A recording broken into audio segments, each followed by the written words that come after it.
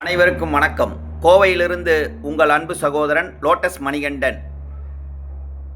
இந்த மழைக்கால் கூட்டத்தொடரில் ஒரு சட்டத்தை மசோதாவை நிறைவேற்ற உள்ளார்கள்.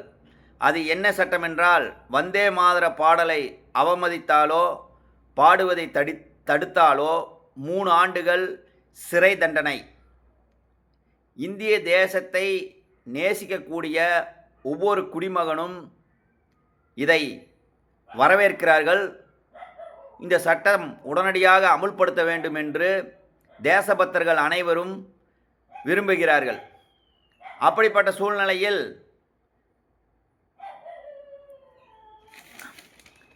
20/7/2026 அன்று தமிழ்நாடு தௌத் ஜமாத் சார்பில் ஒரு செய்தி பத்திரிகைகளுக்கு தொலைக்காட்சிகளுக்கும் கொடுத்திருக்கிறார்கள்.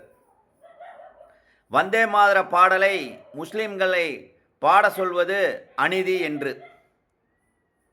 இந்த நாட்டினுடைய சுதந்திரத்துக்காக நம் நாட்டை அடிமைப்படுத்திய வெள்ளையர்களை இந்த நாட்டை விட்டு விரட்டுவதற்காக வந்தே மாதரம் என்ற வார்த்தையை இந்த தேசத்தின் விடுதலைக்காக போராடிய அனைத்து சுதந்திர போராட்ட தியாகிகளும் பயன்படுத்திய ஒரு உன்னதமான வார்த்தை வந்தே மாதரம்.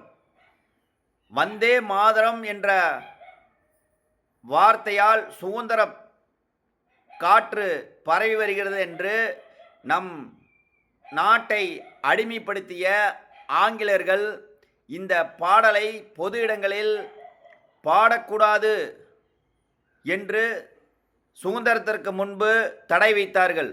அந்த அளவுக்கு வந்தே மாதரம் என்ற வார்த்தை சுதந்திர தீயை பரவ வைத்தது.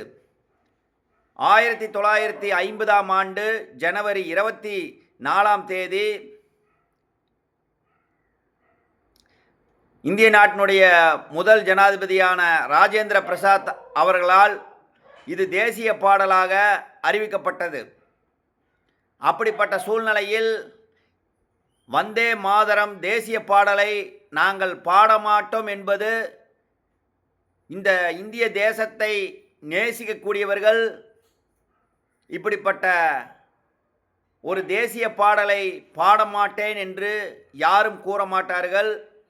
உடனடியாக இந்திய சுதந்திரத்திற்காக பாடப்பட்ட இந்திய சுதந்திர தீயை உருவாக்கிய வந்தே மாதர பாடலை அவமதிப்பவர்கள் மீதும் அந்த பாடலை தடுப்பவர்கள் மீதும் இந்த சட்டம் நிறைவேற்றியவுடன் கடுமையான நடவடிக்கைகளை இந்தியா முழுவதும் எடுக்க வேண்டும் என்று இந்த வீடியோ காணொளி மூலமாக நாங்கள் கேட்டுக்கொள்கின்றோம். நன்றி.